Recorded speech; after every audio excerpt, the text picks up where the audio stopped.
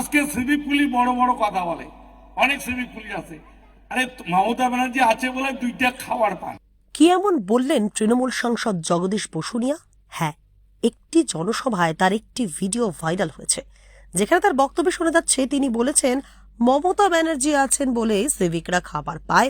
Civic ভলেন্টিয়ারদের একাংশকে কড়া ভাষায় আক্রমণ করলেন কুচবিহারের তৃণমূল সাংসদ জগদীশ বসুনিয়া।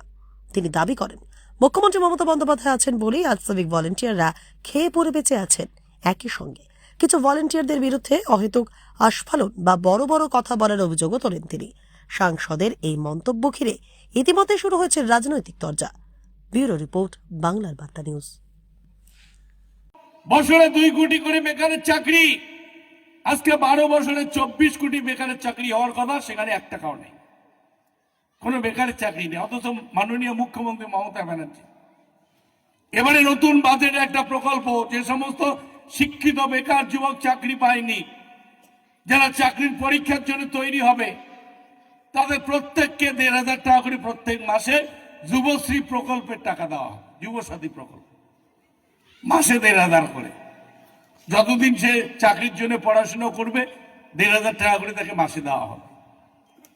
আশা কর্মী, অঙ্গনওয়াড়ি কর্মী, এসএসকে, এমএসকে, সিভিক পুলিশ, আজকে সিভিক পুলিশ বড় বড় কথা বলে, অনেক সিভিক পুলিশ আছে। আরে মমতা ব্যানার্জি আছে বলে দুইটা খাবার পান, তার আগে তো সিভিক পুলিশ কি জিনিস ছিলই না।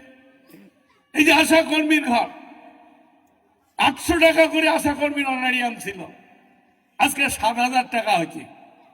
এসএসকে, এমএসকে, অঙ্গনওয়াড়ি, এই যে তোমার নেত্রী নিজে অঙ্গনওয়াড়ি কর্মী, কেন্দ্রীয় সরকার এর টাকা দেওয়া বন্ধ করে দিয়েছে। এটা যৌথ প্রকল্প, কেন্দ্র অর্ধেক দেয়, রাজ্য অর্ধেক। কেন্দ্র বলছে আমরা আর কোনো অঙ্গনওয়াড়ির টাকা দেব না, রাজ্য সরকার পুরোটাই চালাচ্ছে। তাহলে যে রাজ্যের সরকার মানুষের কথা ভাবে, গরিব মানুষের কথা ভাবে, আর দিল্লির একটা সরকার আছে সারা বছর দেখা নাই, বিধানসভার ভোট আসছে, এখন নয়া চকচকা গেরুয়া পাঞ্জাবি পরিয়া আপনাদের সামনে আসিয়া কবে জয় শ্রীরাম, ভোটটা কিন্তু এবার পদ্ম বলে দেওয়া খাবে, এইটাই বলবে, আর কিছু কথা নেই।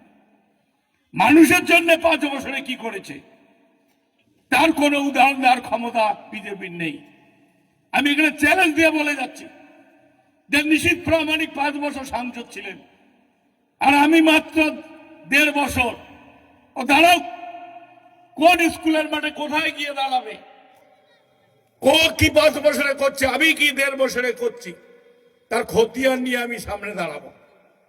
ও যদি দেখাইতে পারে 5 বছরে কি করছে, ওই একটা জিনিসে করছে কি, কিছু ছেলেদের হাতে বোমা বন্দুক ধরে দিছে, কিছু বোমা বন্দুক ধরে দিচ্ছে, পিস্তল ধরে দিচ্ছে। ভেটাগুড়িটাকে বানাইছিল দুর্গ, সারাদিন ঘুমায় ট্যাবলেট খায়া, আর রাত্রিবেলা হলে ভেটাগুড়ির বাড়ি থেকে বের হয়ে সারা এলাকায় দাপিয়ে বেড়াতো। ভেটাগুড়ির ব্যবসায়ীরা সন্ধ্যা হলে দোকান বন্ধ করত।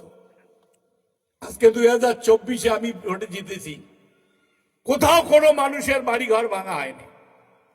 আর 2019-এ বিজেপি জিতার পর যে সন্ত্রাস শুরু করেছিল, আমার বাড়িটাও ভেঙেছে, লুটপাট করেছে, আমার উপর অত্যাচার হয়েছিল গোসানি বাড়িতে, আমার গাড়ি ভাঙচুর হয়েছিল, কিন্তু আমরা কিছু করতে দেইনি, কারণ তৃণমূল কংগ্রেস বদলা নয় বদল চাই। কিন্তু এটা বেশি দিন থাকবে না।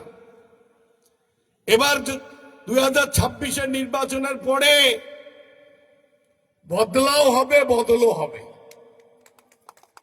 বদলও হবে, বদলাও হবে, ডিজেও বাজবে, খেলাও হবে, ভয়ঙ্কর খেলা হবে। বলে গেলাম, নিশীথ প্রামাণিক সোনার দোকানে ডাকাতি করে পার পাইছ। আগে মন্ত্রী ছিল,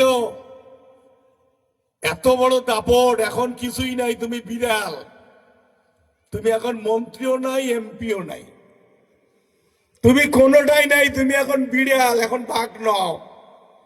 আর বিড়াল হয়ে যদি বাঘের মতো লাফাইতে চেষ্টা করো, তাহলে গাছ থেকে পড়ি ঠ্যাংটায় ভাঙি যাবে আগে। তুমি বিড়াল হয়ে নিজেকে ভাবো তুমি এখন বাঘ নাই, বিড়াল। তোমাকে এখন কেউ পোষে না। তোমার দাম বাড়ানোর জন্যে টাটকা টাটকা কথা বলা, দেখিয়ে নেব অমুক তমুক জগদীশ বসুনিয়া, তার বলে 50 জন সাথে নিয়ে ঘুরতে হয় ভয়, এত বলে আমার ভয়। এখানে এসে মিটিং করার বলে ক্ষমতা আমার নেই। কই 50 জন নিয়ে আমার একটা গাড়ি, আর একটা গাড়িতে আমি আর একজন সঞ্জয় বলে আমার একজন ওই সিকিউরিটি আছে, 2 জনে।